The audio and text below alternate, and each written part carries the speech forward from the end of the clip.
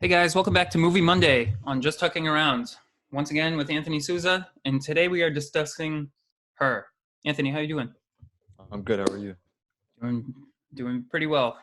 I have a lot of notes for this one, so I was pretty excited to Yeah, talk it's about gonna this be one. a movie. Yep. So Her is a movie that was made in 2013. It is available on Netflix for anyone who has not seen it yet. Um, it stars Joaquin Phoenix, and it was directed by Spike Jonze. And yeah, it also has the voice of Scarlett Johansson. Chris Pratt is in it, and also Amy Adams. So um, yeah, let's just dive into it. So when I first watched this movie, it was shortly after Joker came out because I had watched Joker and like being like a comic book movie fan, like pretty much like my whole life, like Hmm. growing up with the Marvel franchise and the Dark Knight franchise and all that. With the Heath Ledger Joker, I really wanted to see Joaquin Phoenix as Joker, obviously, and I love that movie. I went and saw it like 3 times, and Yeah.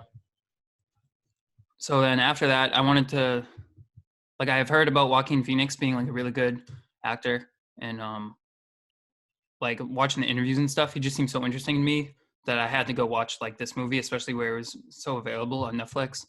So I did, and I really liked it. And that was probably like 6 months ago or something. And then for this segment, I was like,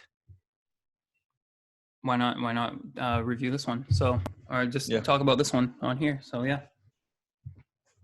Yeah. This movie was pretty interesting. You told me to watch it a few weeks ago, and I just rewatched it today again.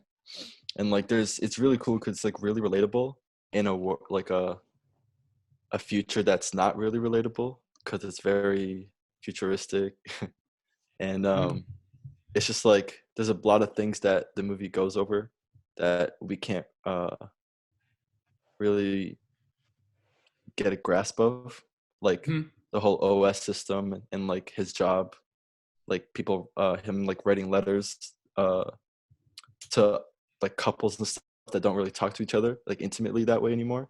right, But there's a lot of themes that are relatable, like him falling out of a relationship and then falling back into one, yeah, and like him dealing with the loneliness and all that. So I thought all these aspects that the movie like dove into were really interesting. yeah. So definitely one of the themes that they bring up a lot and they do a good job at like they have such an abstract idea, but the core like storyline is like so relatable. It's a lot about like what it means to have a real genuine connection with another human, also what it means to be human, and like what love really means to someone. And Hmm. one of the things they bring up is the idea of surrogates.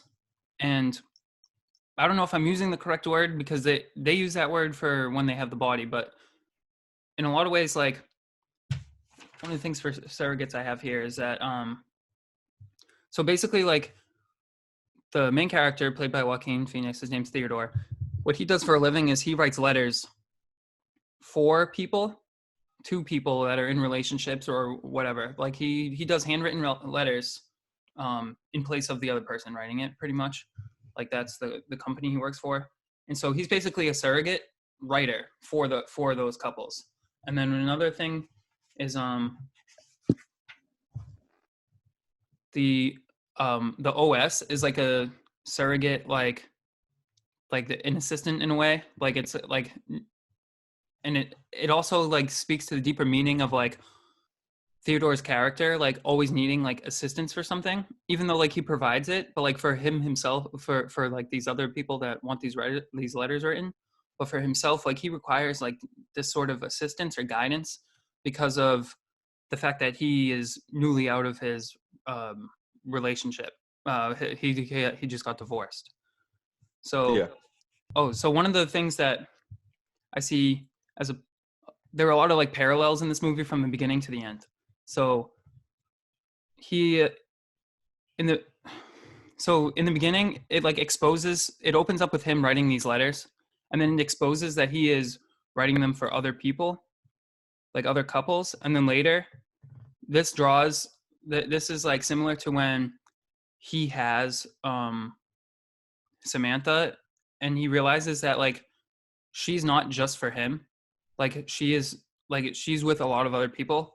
So in the beginning, like you think that he's just writing this letter to someone, and then you realize it's for someone else, and then you realize that it's like there's a whole like office of people writing these things for other people, and you're kind of like, oh, okay. So like, and that's just in the first like minute or two of the movie where you realize Yeah. that like this is the job that they have, and and like that's something that we're not familiar with like in our reality really, so, some sort of job like that. And so like that moment of like exposure where like you're like, oh, this makes sense, like this is what everyone's doing here, is something that he then realizes later on in the movie when he finds out that like these OSs are like for everyone. You know what I mean? Yeah. Yeah. That whole like job that he has where he just writes these letters for couples that aren't really don't really like have that intimacy. This is what I get from it. Like it feels like from all these letters that he's writing to people, whether it's like grandson to like grandma or like Mm-hmm. father and son or even like couples themselves, it feels like these people don't want to or don't know how to uh, have that intimate connection anymore. And so this is why like this is a very popular like job or like company or whatever that people like go and like find help from. But it's Yeah, it's just so like weird. technology taking over these interpersonal relationships and like Yeah. drawing them apart. So like this opportunity for this job to even be in existence is because of that. So yeah, go ahead. Yeah. It's like it's just weird because all these random people like Joaquin Phoenix's character, everyone else that works there know more about these people's relationships than they even probably do, Mm-hmm. because like that one moment or that one scene where Samantha asked like, oh, like how do you know that she had like a chipped tooth, and he's like, oh, like I've seen pictures and I've been writing Right. about them for like 8 years. And he talks about that again where he's been writing letters for someone else for like 12 years or something. Like he's been doing this for a long time, so he probably knows these people better than they know themselves. And all these intimate moments between them is kind of lost now because of all these letters. So Mm-hmm. it's really interesting to like maybe even think about how this could be our future. Right. Yeah. Like And what year do you think this would be set in, if you had a guess? My I guess would feel be like like, well, this was made in 2013, so it's like yeah, it's what year they would probably think like it's what year like based on now, like we would probably push this even more in the future, but I think they would probably say like mid 2020s probably. That was my guess, because nothing looked extraordinarily different. hmm It was just like more like just the advancement of technology just continuing, but like yeah, nothing looked like structurally like any different than it does like now. yeah. So my guess is probably like 2025 or something like that. Damn, that's scary. Yeah, I It's mean, just go it's ahead. just crazy to think about how throughout the whole movie and stuff, people are just walking around with like these little earphones, checking their emails and like all this stuff, and how like no one really talks to each other in like the crowds or whatever, and they only really talk to people that they know. And even when they do talk to people that they know, it's pretty quick, and they just go back to like their homes and stuff, which is kind of like what we do. Yeah. And it's kind of like how we just lost connection to reality, I guess. Hmm.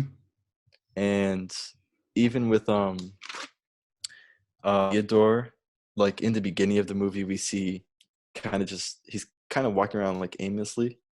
It's he's kind of I would say like depressed or not really knowing where he wants to go in life anymore because of his ongoing divorce, Hmm. and he's kind of addicted to this video game that he's playing, and we see him constantly playing that game to get from thinking about what's happening in Right. his life.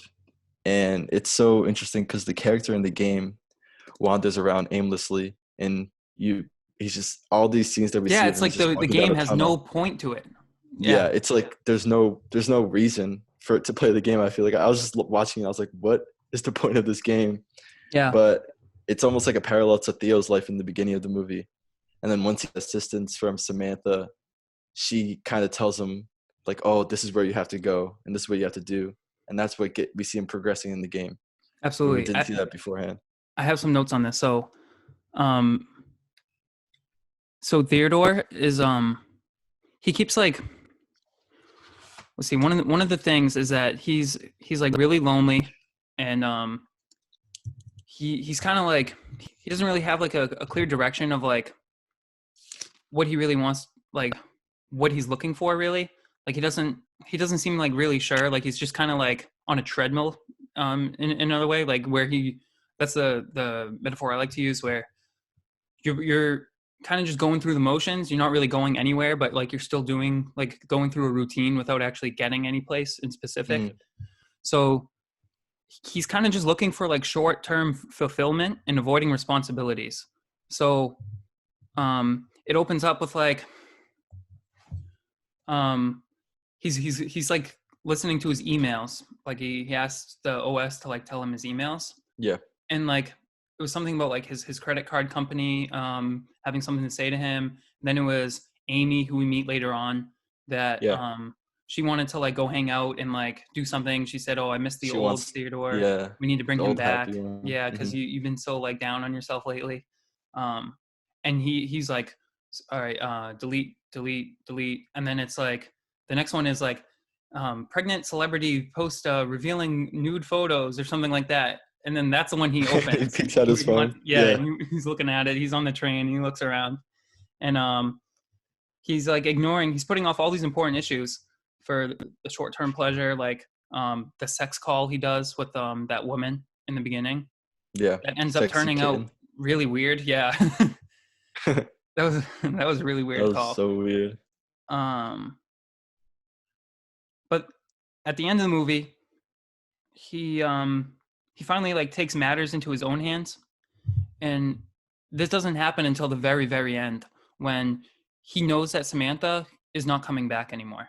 So um to this is jumping way to the end, but like it just shows like the growth from the beginning, where like he's doing all these things to where like Samantha, the OS, really helps him grow, like because of their relationship they had, and helps him come to terms with a lot of things from his divorce too. That like he reaches out to Amy firsthand. He like knocks on her door, asks her to come with him to the roof so they can talk. Hmm. He emails his ex-wife with like closure, and he like basically saying that like the time they spent together was like, it helped him grow and become like he's okay now. And then he's, so this is him like finally taking initiative for once. Hmm. So yeah. Yeah. It was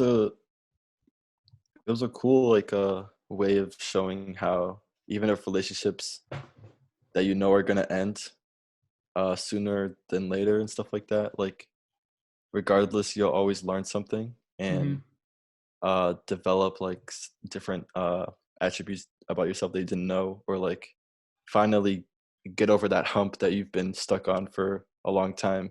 And even though the whole time I thought his relationship with Samantha was odd, just because she's an operating system, and it's not even that, it's just because she's supposed to like be there for him, so it's almost like a one-sided relationship. Like we don't really get her feelings until like midway through the movie when she Right. starts evolving and stuff. Hmm. And When she that really that starts to like just, understand like the human aspect of like yeah, emotions and companionship, for sure. Yeah. yeah. And it made me like, it made me think about how like what is it about Samantha that Theodore actually loves, other than the fact that she never dismisses him in the beginning or is mean to him, and Right. she's just kind of always there when he needs her. It's Yeah. not really like a So relationship. he only talks to her when he wants to, so he can just turn her Hmm. on. And so I Yeah. think it's just like that sense of like companionship that he really likes, but it's not Hmm. necessarily like I don't know if it's really. I don't know. Would you consider it like what they had was love, or would you? I don't know. I feel like it wasn't love. I think it was just filling the gap of what he Right. thought he needed at the time. I think he And loved then, having someone to talk to, but he didn't yeah, really love who he like. He wasn't really deeply invested. Well, he was, but for like artificial reasons, really. yeah, I don't think it was actually fulfilling because even though the whole time he was still having like doubts, it seemed like, and still thinking about his ex-wife a lot throughout that time. Like he would have yeah. flashbacks and stuff. And one of the things I wanted to bring up was, oh, do you want to add on to anything before I move on to the color stuff? Oh no, you can go to that. Okay, so one of the major things that I realized upon my second watch of this movie was the use of color. So in this movie, as you see in the photo behind me, he's wearing red, and he wears red a lot during this movie. And he also wears blue for a short period of time, and there's other characters that wear blue, and there's also the use of yellow and white. So when I was watching it the second time, I realized that he was wearing like the same colors over and over and over again. So I started to think that like no one does that on purpose. I mean, no Yeah, one does that like they wouldn't do that by chance. Like if they were just showing his everyday life and showing time passing, like maybe he would wear the same shirt more than once, but like that's not like normally something you would see in a movie unless it was all supposed to take place within the same day. But this takes place over seems like months. months. So and he's wearing the same colors over and over again. So I'm like, I wonder why they chose to do colors like this in this movie. And I looked up on Reddit because I wanted to see. I was trying to like I'm like there's no like the costume designers and the director definitely had something about this in mind.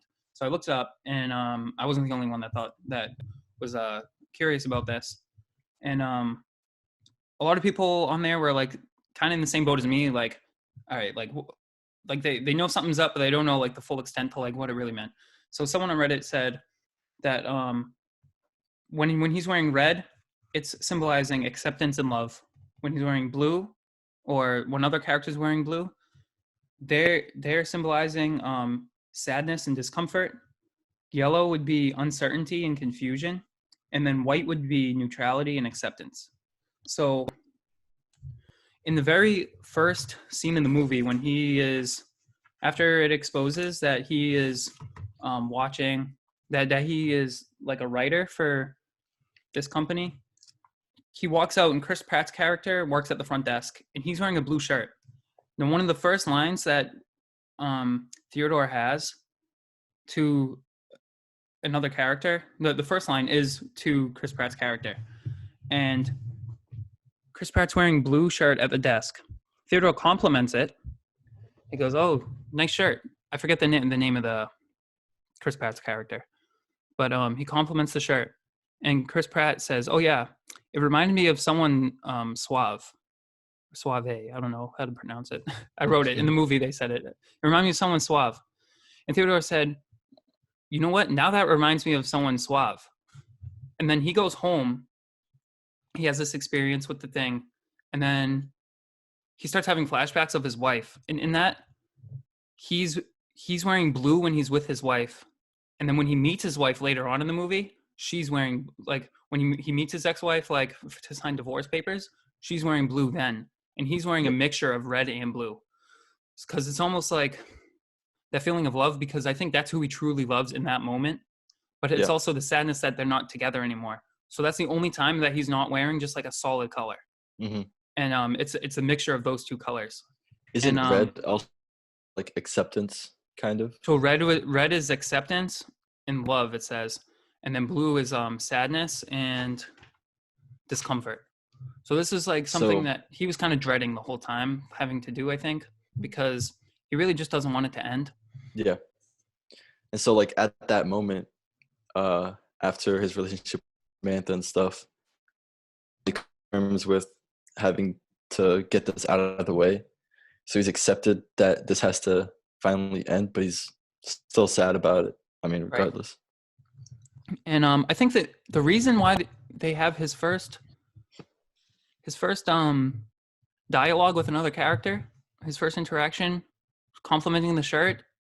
You don't think of it at the time, but then when on my third rewatch, when oh no, my when I watched it the third time, I I was like, oh, this makes total sense because the first thing he says is about the clothing, and the whole time, like after my second watch, that's what I was thinking of. So I was like, they did this intentionally so that you would pay attention to like the use of the clothing. Like you won't pick up on the first time, obviously. It's just such an Hmm. easy way to like introduce like how the characters interact, what their relationships are, and something simple like that. They usually do that a lot in movies, but I thought it was very interesting that they chose that because it just shows like the emphasis on the color of the clothing, that it is the clothing, who it reminds them of, and that's something that they bring up in the first 2 minutes of the movie.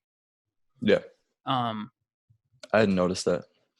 yeah, and Theodore's. Oh yeah, so another thing is that Theodore's red. He wears when he's wearing red on his way home from work. The whole city is like cloudy and gray. Everyone's wearing a lot of gray. The buildings behind him are gray. The sky's gray, and his red stands out so much. Yeah. um like throughout the movie he wears like a bright red like this color behind me, and yeah, so I thought that was really interesting too, that they would choose such a vibrant color for that. Hmm. um so yeah, he's wearing blue in the flashbacks, and then the furniture in his house in those flashbacks when he's with his ex-wife, the furniture is all red, so the pillows are red. There's like a red blanket on the bed. There's like different decorations and stuff that are all red. So I don't know if him wearing the red also like is kind of like a subconscious thing where like that's comforting to him and associates with love, because when he was with his wife there was a lot of red around them. um that could be something that the director was thinking of, or the writers were thinking of when they set the design for set the like design the set and stuff. Yeah. Another thing with red is I noticed at the end of the movie when Theodore finally goes and knocks on like Amy's door for them to go to the roof. He does that first thing without the use of like technology and any of that. He's wearing a white shirt and Amy's wearing red. So like Oh, interesting. both of their OSs have left at this point, and she's accepted it because to her the OS was just Was a just a friend. friend And now with. she might be looking for love because she is out of a relationship now. Hmm. So because And Amy's character was in a relationship that just wasn't working out, and it was almost like, this is one of the other notes I have. It was like a parallel of kind of what his wife's point of view of his ex-wife's point of view of their relationship was, because when they mm, sit down, she's talking about how you always had this idea of like what you wanted me to be. You wanted me to be like this ray of sunshine and like all your perfect LA wife and mhm, stuff. And that's something that we never really saw out of Theodore, like him yeah, wanting to have like him judging people like that, and like expecting things out of people. mhm, We didn't really see that part of him like so far in the movie, and she says that and he's kind of taken aback by it, like, no, I didn't, that's not really what yeah, I wanted at all. mhm, But yeah, so Amy's character and her boyfriend that she ends up breaking up with before she gets the OS, um he was very judgmental of her and saying things like when she was trying to film her documentary of her parents, of her um mom sleeping. of her mom sleeping, like he had all these ideas of like, oh, why don't you do this, why don't you do this, why don't you do this, and she just kind of like that really bothered her. You could tell she was hurt Yeah, by that because of while something that. Theodore was just like, "Oh, like, I like what you're doing," like, blah, blah, Yeah, blah, like, he's he kind of, was super like, supportive the whole supportive, time. yeah. And so yeah. um Yeah, so in that last scene, when Amy's wearing red, oh yeah, I was sorry to Theodore's cut you wearing off. no, it's okay. He's wearing white, and white is kinda like neutral Hmm. acceptance or just being neutral, like, Samantha's left at this point, and, like, he can't really do anything about it because there's no really reaching out to her. She's Right. just kind of, like, gone. So he's accepted that she has left, but he just doesn't know where to go from here. Like, he's back. It almost feels like he's back at square one, but he's grown so much throughout the whole movie that it's almost he got over his hump that he was stuck in at the beginning of the movie. And at this point, neutral, but it almost feels like he knows kind of what he wants, or Right. it knows, like, he knows that the next path that he's about to take, he's gonna go with it with like a different attitude.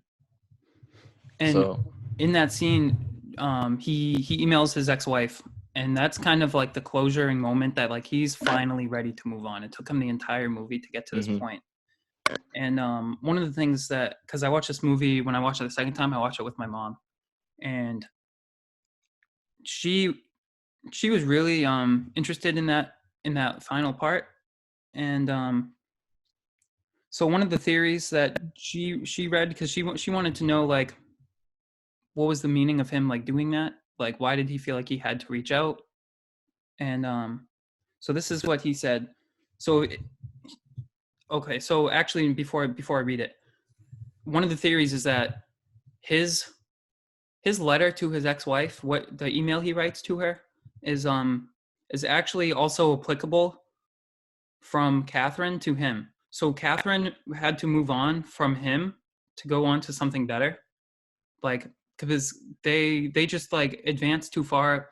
They like the OSs, and like they just know that like the right thing for them isn't humans. Like they have to move on, like for in that companionship type of way. If they really do feel feelings and stuff like that, or if they are just so far advanced that they just don't see the like they don't see the point of interacting with humans to this level that they have been. yeah. And so the letter he writes to Catherine is applicable to that from Samantha to him too. So I'm going to read what he writes to his ex-wife. Dear Catherine, I've been sitting here thinking about all the things I wanted to apologize to you for, all the pain we caused each other, everything I put on you, everything I needed to be or needed to say. I'm sorry for that. I'll always love you because we grew up together and you helped make me who I am. I just wanted you to know that there will be a piece of you in me always, and I'm grateful for that. Whatever someone you become, and whatever you are and wherever you are in the world, I'm sending you love. You're my friend to the end. Love, Theodore. So they said if you just replace Catherine with Theodore and Theodore with Samantha, it totally changes. So it would be, Dear Theodore, I've been sitting here thinking of all the things, blah, blah, blah. And so yeah, so it would be like, it just shows like the growth that both Theodore had overcoming the relationship with his ex-wife, and being ready for something new and onto new frontiers, and also Samantha being moving on from him and being ready for something else too. Yeah, I was thinking about that last part too. Like I was wondering why he decided to just randomly, it felt random almost, Right. like him just sending that email. I never like Because thought to he had been dealing with Samantha, and now he had already like gone to see Amy.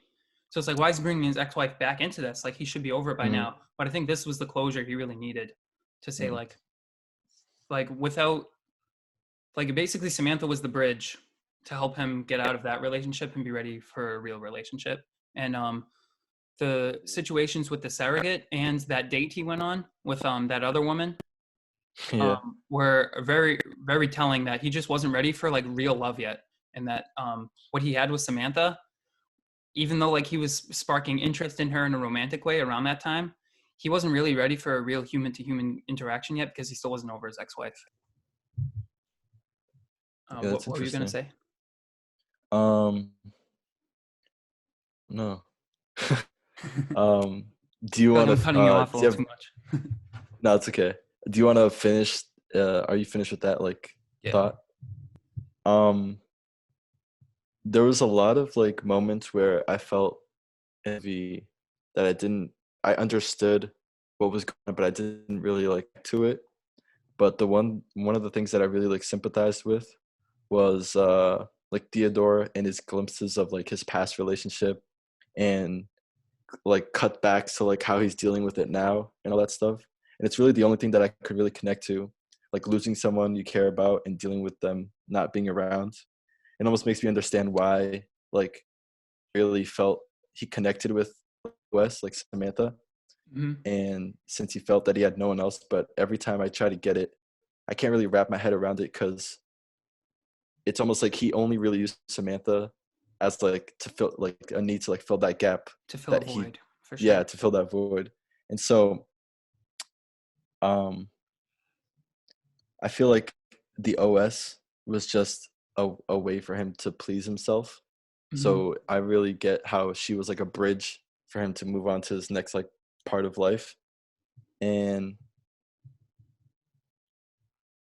it but there was a part of the movie where I started thinking that the OS was really in love with Theodore, because that one part where Amy and him were first talking about like OSs and stuff, she was saying that her coworker was dating one, and that statistically OSs don't fall in love with the people that they talk to.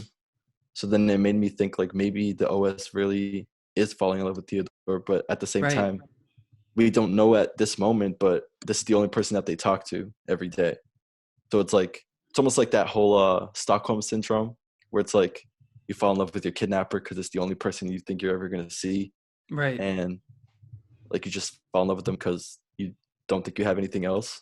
Right. But later on, we found out that there was 641 other people that Samantha was in love with. Right. So it's like, why did she go through? Like, why did she make him seem like they had a relationship throughout that whole time? Like, Yeah. was she programmed to do that, or was it like a conscious decision that she made? Like, Was it it's some sort really of interesting. propaganda that the company was saying that they rarely Yeah. fall in love, so then people think that they actually have a genuine Hmm. connection, when in It's really reality, interesting to like, think about. everyone's having that? Hmm. It's. I was just that had me thinking, like, what was the whole point of this OS?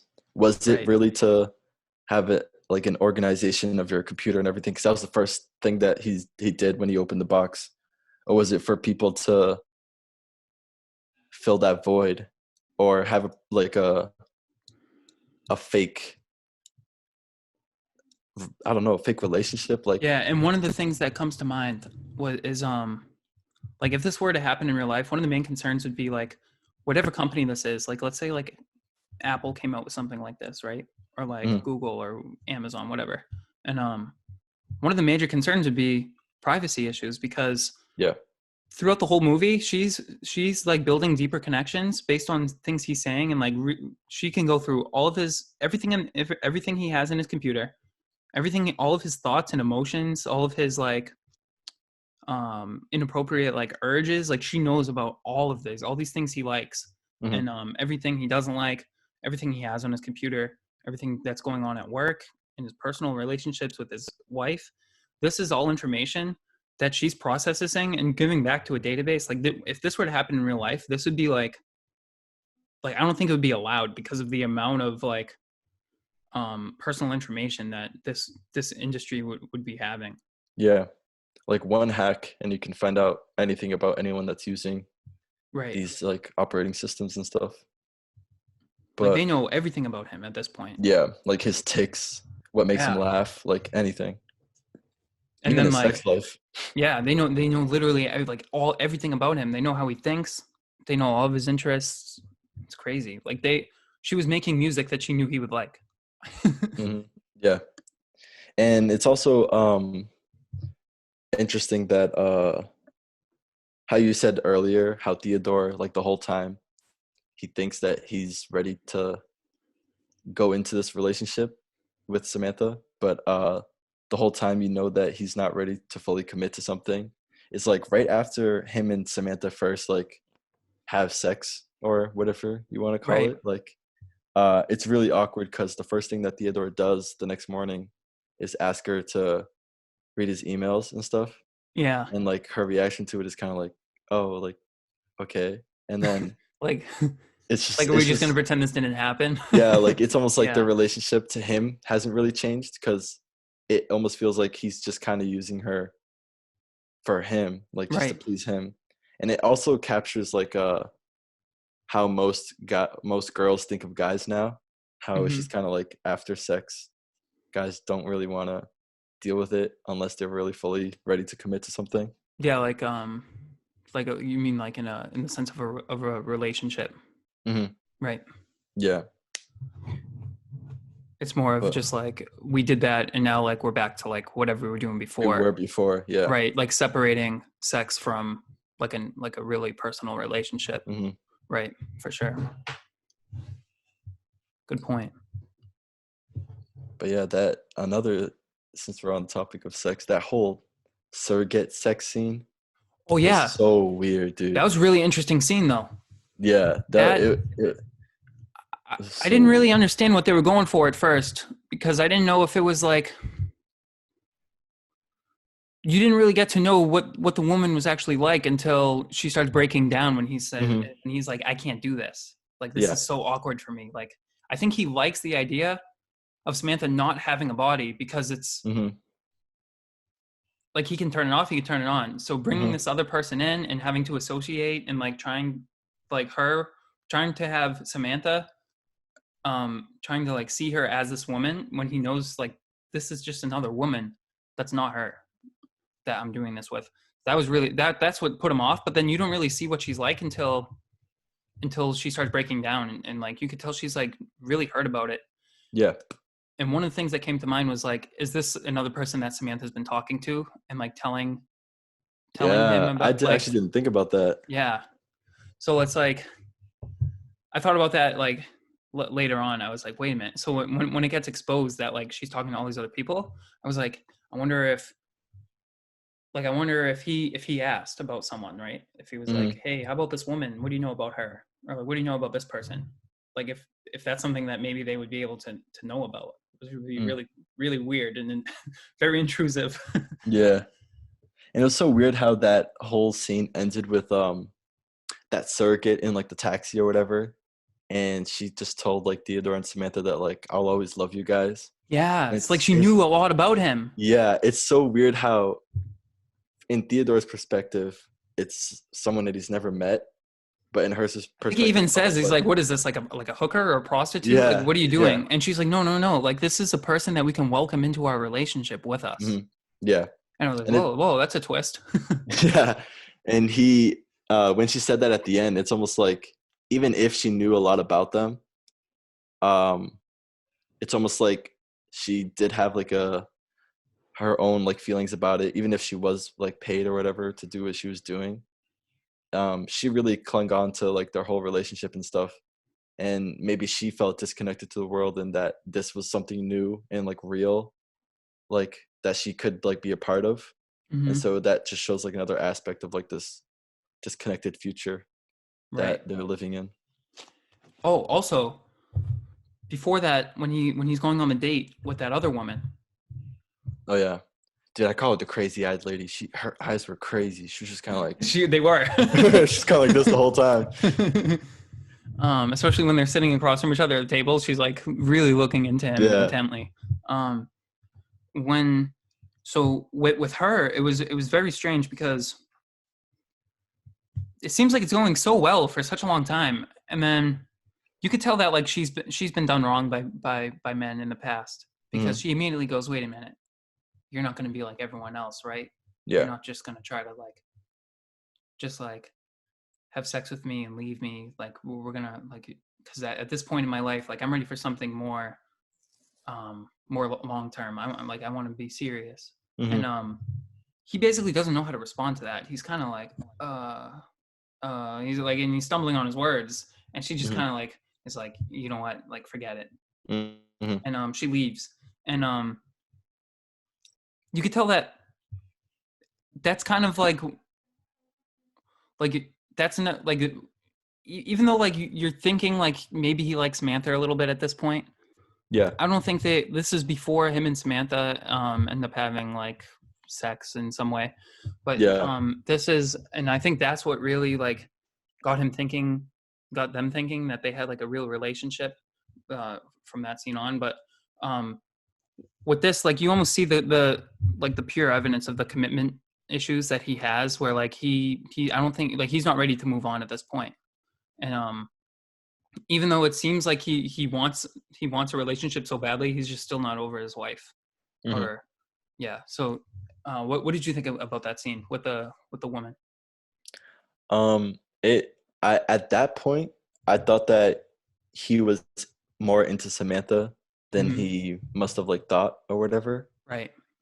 But he's in that scene also. He's wearing a yellow shirt, which Right. shows that he's like uncertain about all this whole date, and he's kind of confused on whether or not he should go on with this woman Mhm. or stick to what he thinks can be greater than Mhm. what he what it could become with like Samantha, or maybe he's just caught up on his ex and he can't really move on like you were just saying.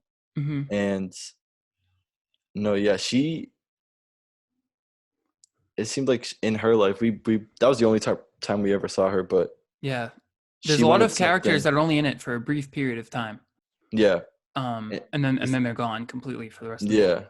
Like Chris Pratt only had like those 2-3 scenes that he was in, Yep. which is weird because he's kind of The like a girlfriend Chris Pratt had was only in it for when they went on that little. Oh, that was a really interesting scene. So when they go on this little like 4-person double date trip together, oh yeah. this is the moment when we realize that like Samantha's progressing like beyond him because Hmm. and beyond humans. And you can tell that like she's expanding her horizons a lot because one of the things she brings up is I used to be very um embarrassed or like self-conscious. I don't know the word she used, but she was like really angry that she didn't have a body. Hmm. And we saw that because she wanted to bring in a surrogate. She wanted to have this like really like human relationship with Theodore. And at the But and when they're on this picnic, she's like, I'm really happy that I don't have a body because it like I'm capable of pretty much everything now. Like I have a better understanding of what I want and like how to perceive things, but yet regardless of like how you guys are constricted by time and all these other things, I'll she never like die or anything. right, she's It's like, I good can that I never don't have a die. body. Like I'm And never like constricted to the confines of a body. hmm That and like I can never age. Like and then they're just kind of like yeah, the other three people everyone, are like, whoa. Chris Pratt and Joaquin Phoenix are just looking at each other like, Okay, what yeah, the they got really freaked fuck? out at that point. And she Yeah, was like, "Oh, I'm sorry to go there," but like, and she's like, "I didn't realize that. I didn't want to like upset you or something like that." She like kind of played it off, but that yeah. was like I think the moment where he was like, "Oh shit!" Like this There's is a lot of moments like that in the movie Ex Machina, where okay. like things that the AI says in that movie are kind of like she just puts it in such a weird like calming way that you're just like Yeah, mad like it's a freaked out. calming way. Like she said it like she when she was saying it, she was almost expecting them to be like, "Oh, that's so great! Like, yeah, Or like you're haha, finally having kind this like she. moment. You came over this thing you were struggling with." Mhm. But they're kind of like, "Whoa, this got really morbid. You're gonna live forever, and we're just gonna die one day." Yeah, it was mad weird.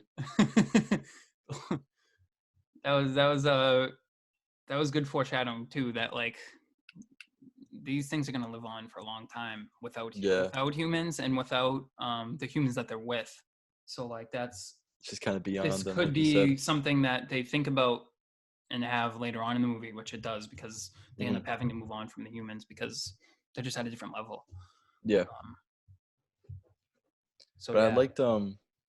I liked his conversations that he had with Amy after her husband left, and Hmm. like all these like talks about how she was always like trapped and all these things, and it's just a good conversation. But one of the talks that he has with her is about his relationship with Samantha, and if she thinks that his relationship is real, Okay. and she's just kind of like, I'm not sure because I'm not really in it. But to overthink everything will always take the joy out of it. So if you really do find joy in something, I wouldn't overthink it and would just stick with it until whatever happens happens. Which is Right. kind of like a good motto for a lot of things, where it's like if you really enjoy a movie or a show or like enjoy people, once you start overthinking all these little things about the movie that you don't enjoy or these people or relationships, It ruins it like for you. it really does ruin it. Yeah. Yeah. And I thought that was really interesting, that whole scene, because right Yeah. after that is when he says sorry to Samantha and just wants to go back to how joyous and stuff that they were in the beginning of their Right. relationship, but it's different now. Yeah. One of the things that this movie does is the character starts off in like a really dark place, but then Mm, like midway through the movie, and you see him like start to like as a character like advance and like overcome these things that he's been dealing with, and he's at the height of a relationship with Samantha, and you're like, we're only halfway through the movie right now and things are looking really good. And that mm-hmm. originally I thought that it was going to end with him just having this relationship with Samantha, because Yeah. the way it was going. They can't be in here. They'll just bark. Can you shut the door? Thanks. My dogs just came in, and mom opened the door and let him in. I was like, as soon as she shuts it, I know they would bark. But what was the point I was making? We were talking about. Oh yeah. So in the middle of the movie, it seems like it's so You like think it's things are gonna going end? so well, and you Yeah. think it like, as it's progressing, you're like, oh, like it's gonna be a happy ending. Mm-hmm. But then it takes a turn again, and you're like, oh, this is gonna be a really sad ending, because maybe it's about the rise and downfall of like how relationships work, and just how Mm-hmm. like it's gonna be about maybe like what humans like that like like a artificial intelligent like that kind of relationship just isn't really going to work. But Yeah. then it ends In up the having movie. like a pretty open and neutral ending where you don't really see the relationship with Amy progress, but you just kind of assume that he's going to go through the similar stages of getting to know this person and then like really end up like being happy with her, and that's what we hope for. The movie Mm-hmm. does a really good job of portraying Theodore as a character that you feel bad for, and you just want to see him happy because he looks so lonely and miserable, especially in the beginning. And then like you're just rooting for him. You want him to have the happiness that we all think he deserves. Mm-hmm. Wait, so you think at the end it's pointing towards a relationship, an intimate relationship with them too? I don't know. I think it might be, even though the whole time they were just friends. So maybe it'll just be like his close friend, his companion that he needs is Mm-hmm. her, and they'll just be friends. But the Yeah. other side is maybe they're going to spark a romantic relationship. The first time I watched it, I didn't think that they were going to have a romantic relationship. I But thought they then, did in the first time. oh, okay. So Yeah. one of the But things that, oh, I had this note too. This is like the one thing I didn't hit on yet, was early in his relationship with Samantha. One of the things that she says to him is, especially when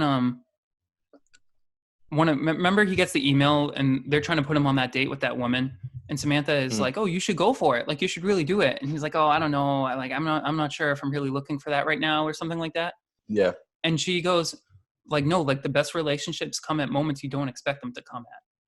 And I Mm, thought that on my second watch, I'm like, oh, that's a really telling point, because like this woman, Amy, that he only really sees as a friend, this could end up being the relationship, like, because I had already seen it, I know that it ends with them together.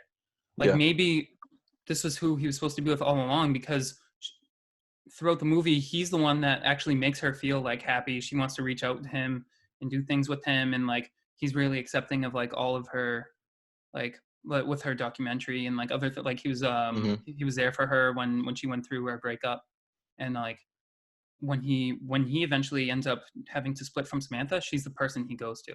Mm, And so that message that Samantha gives him, that maybe the best relationships come, or these moments come when you least expect them, that could be applicable to that too. But we just don't see how that progresses, so it kind of leaves it open ending. yeah, it does leave an open ending, but it's just like it's interesting because there's one point in the movie where Samantha he goes to Amy's house. It was right after I think she broke up with Charles, Mm-hmm. and he was just there supporting her. Samantha asks if him and Amy were if he's like interested in Amy, and he goes, "Oh no, like we dated at college at one Oh point, right, yeah, they do expose but that they yeah, dated at one point. but like it wasn't really right." Which like it could show how that ending would go on to I don't know, like to the point that we're talking about, like maybe they do end up dating, Hmm. in like one of two ways. Like maybe because of us knowing that they didn't already work out the first time, maybe at that stage in their lives, like they weren't right for each other, but after all these things that they went through that are kind of similar, Right. and them always going back to each other and supporting each other, maybe a relationship now would seem Right. like it's the best idea. Or maybe just that companionship, knowing that regardless of what happens in their lives, they'll always be there for each other. Regardless, it's still a good, like open, neutral, like ending, and it's good to think about too. Yeah, definitely. Yeah, that's a really good point. I've totally forgot about the fact that they mentioned that they dated in high school. I mean, in Hmm. college. Yeah, that's a Yeah, really good point. yeah. He was just like, oh yeah, we did for a little, but it just didn't feel right, so we just Yeah. went back to being friends. But Um. yeah, one of my I have two quotes that I really loved in the movie, and one of them is actually the quote that you texted me when you were All right. rewatching the movie. Yeah. Yeah. Yeah. Like you can say that quote if you want. No, go If you ahead. have Read it. another one. I But don't have it right in front of me. the quote, I think it's Amy that says it actually. She goes, I think anybody that who falls in love is a freak. It's a crazy thing to do. It's kind of like a form of socially acceptable insanity, Right. which is 100% true. Because Yeah. once you first start falling in love with someone, it's almost like you're going crazy for this person. Like you can't stop thinking about them, and all you want to do is be with them and like do things with them, It's a and like, mixture of like obsession and hmm, all these things that if you're doing this for someone that you didn't love, you'd be like, they're this crazy. is not Yeah, good. You're crazy. But like when yeah, it's someone that you love, you almost like everyone has this mutual understanding that like this is normal. Like when you really start to fall in love with someone and form a relationship with them, wanting to be with them all the time, obsessing over them, thinking about them, fantasizing about different things, and like all these things like that normally like if it was like any other person, like a family member or like a coworker or like all these things, like that would be really weird. Like people would have issues with that. But hmm, when it's a mutual like feeling of falling in love with someone, or even like one-sided in some ways, people kind of understand that, like, oh yeah, like you're just falling in love. And yeah, yeah. that was a really good line. That was when he asked if he was when he said when she asked if they were like if him and Samantha were like dating Like or like, dating. Yeah, yeah. it was when they were talking about the whole overthinking thing, and Hmm. like how you can suck the joy out of stuff by thinking that way. I like that whole scene. I really like that. Yeah, that was a really good scene. But the other quote that I thought was relatable was I forget who said this. Maybe it was Amy again. I'm not sure. But the quote is, the past is just a story that we tell ourselves.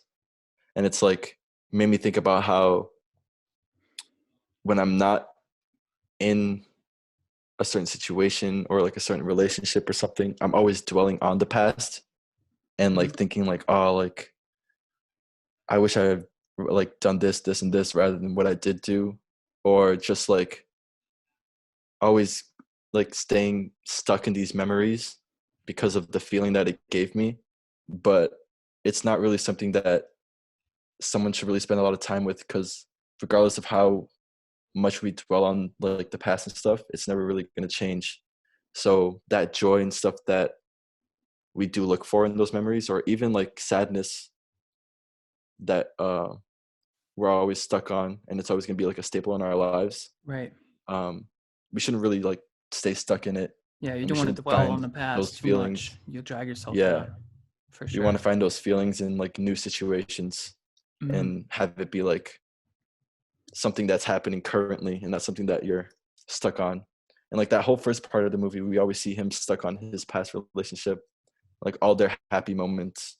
We Right. never really see their like downfall and stuff. We don't really know why they broke up Right. either, And then except until we meet the ex-wife, hmm, until she's like actually introduced into the movie, like her like current day self, not just the yeah, flashbacks. That's hmm, when we finally get to see like the curtains pulled back on like what she was going through and what was actually the downfall of what they had, because all the memories he had was the good ones. Um, like them like playing together, like cuddling in bed, and like all this other stuff that he was thinking of. Yeah. Yeah, I really enjoyed that movie. Yeah, it was Do you have really any more good. notes?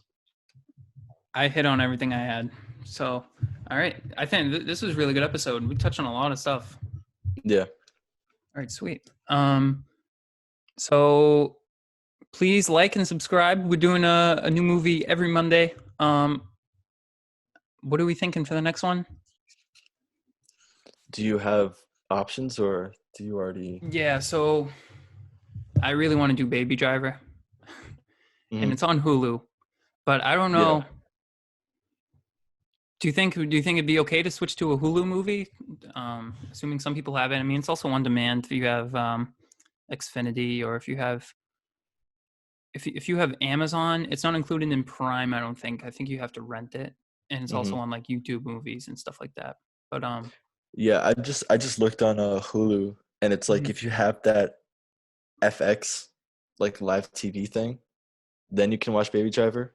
Oh, okay. But for like people that don't have it, then it'll be harder. But if you do want to do Baby Driver, um, I'll find a way to watch it because it's one of my favorite movies to Okay. talk about. So it's up to you. Yeah, I think where it's both like it's in my like top 5 favorite movies ever. Yeah, And I just love that movie so much. I mean, I don't really have like a clear like number one favorite movie, but like that's in the top tier for me. Like I just love yeah, that everything about that movie. So I think maybe for this next one we could do something. We could be a little selfish and pick one that we both really like. So yeah. I think we should go with it. And I hope that people at home, if you can't watch it, the Find a way yeah, because it's find a way to amazing. watch it because it's so good. It's so good. Like everyone I know that has watched it has really liked it a lot. The music in it is Yeah, so good. So yeah. It's one of my favorite movies, and it's not my favorite because of this reason. Just makes it better because of it. That it came out me and all my friends like last minute. We bought like these senior citizen tickets for like $5. It was a Wednesday, mhm. and we went out to eat, and at like Fridays or whatever, we all bought like dollar tickets, and not everyone was like 17 because I was like one of the first ones to turn 17, and that's like the age you have to watch like an R-rated movie. Mhm. So we just got these senior citizen tickets and went to the movie theater and like snuck in, I guess. And the whole movie, everything that was happening, like we just thought it was gonna be like an average like action movie from like the trailers and stuff because it doesn't really do it justice. Mhm. But man, like we were just looking at each other the whole time. Like it was just a really cool experience. Yeah, I loved Edgar going. Wright is a wizard, man. So good. Yeah, Such a good director. Um, guys, tomorrow's episode, I'm recording it tomorrow. I'm probably not going to drop it until Wednesday or Thursday. We'll see. It's going to be a really good one. I don't want to expose what it's going to be, just in case something falls through. But it's going to be a really good one, and soon enough you'll see posts about it on Twitter and Instagram. And if you're from Lowell, you're gonna know who this is. So hopefully it's a really good one. It should be great. I've done a lot of preparation for it. I'm really excited.